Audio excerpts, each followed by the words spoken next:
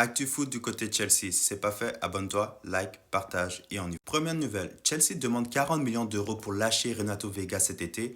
L'Atlético Madrid, le Bayern et plusieurs clubs de Première Ligue sont en discussion pour recruter le défenseur portugais. À voir les équipes intéressées, je ne suis pas surpris qu'il ait beaucoup d'intérêt du côté de Renato Vega. C'est un joueur qui a encore une belle marge de progression, un joueur qui peut apporter beaucoup d'énergie dans une équipe, il peut jouer à plusieurs positions.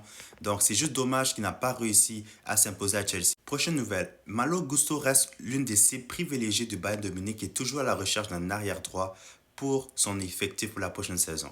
D'après moi, c'est trop tôt pour lâcher Malo Gusto. C'est encore un jeune défenseur. Oui, il a connu une année difficile, mais avec le dernier match qu'il a connu en finale, je sais qu'il va être prêt pour la prochaine saison. Donc, il faut absolument tout faire pour garder Malo Gusto cet été. Prochaine nouvelle, Chelsea est prêt à offrir des joueurs comme Nicolas Jackson à Aston Villa dans le cadre d'un échange éventuel contre Morgan Rogers. Suite à ces rumeurs, la UEFA a clairement fait savoir à Chelsea et Aston Villa qu'elle va examiner attentivement tous les accords d'échange de joueurs pour s'assurer qu'ils n'ont pas contourné les règles encore une fois, car la UEFA a déjà contesté 2 échanges entre les 2 mêmes équipes dans le passé. Prochaine nouvelle, Newcastle, Villarreal et Juventus sont tous intéressés par Axel Disasi. On sait tous qu'il va quitter le club cet été. Donc dans les prochains jours, prochaines semaines, on va savoir quel club il va choisir. Prochaine nouvelle, Chelsea espère récupérer 25 millions d'euros pour Raheem Sterling cet été. Honnêtement, je pense que espérer c'est un gros mot. Je pense pas qu'il y a quelqu'un qui va vraiment mettre 25 millions d'euros sur Raheem Sterling en 2025.